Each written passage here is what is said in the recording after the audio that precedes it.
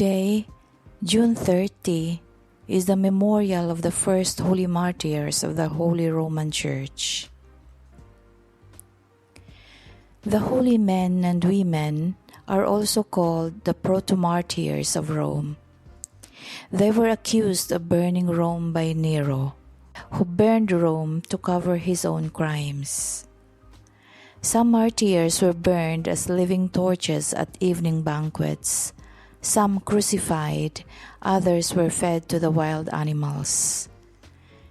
These martyrs died before Saints Peter and Paul, and are also called disciples of the apostles, whom the Holy Roman Church sent to their Lord before the apostles' death. The first martyrs of the Church of Rome were Christians, martyred in the city of Rome during Nero's persecution in the year 64.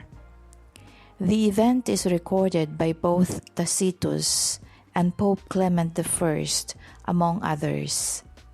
They are celebrated in the Roman Catholic Church as an optional memorial on June 30. Rome had a large Jewish population. The couple Priscilla and Aquila were tent makers from Pontus, whom Paul met in Corinth. They had lived in Rome until the Emperor Claudius ordered all the Jews to leave the city. Suetonius mentions this as due to disturbances in the city between the Jews and the followers of Christus. Claudius died in 54 AD. There were early Christians in Rome within the dozen or so years after the death of Jesus, though they were not the converts of Paul. He had not yet visited them at the time he wrote the epistle to the Romans in the year 57 to 58 AD. Paul wrote to a community of both Jews and Gentiles.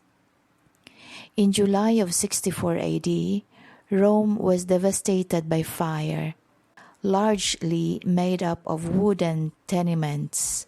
Fire was a frequent occurrence in the city.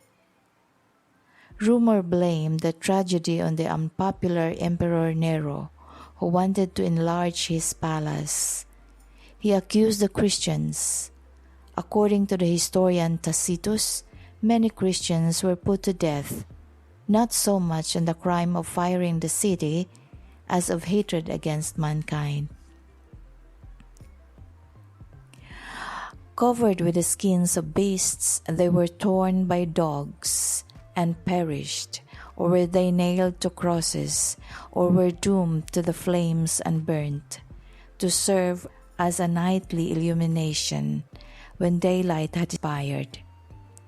Nero offered his gardens for the spectacle and was exhibiting a show in the circus, while he mingled with the people in the dress charioteer or stood aloft on the car. Hence, even for criminals who deserve extreme and exemplary punishment, there arose a feeling of compassion, for it was not, as it seemed, for the public good, but to glut man's cruelty that they were being destroyed. Peter and Paul were probably among the victims.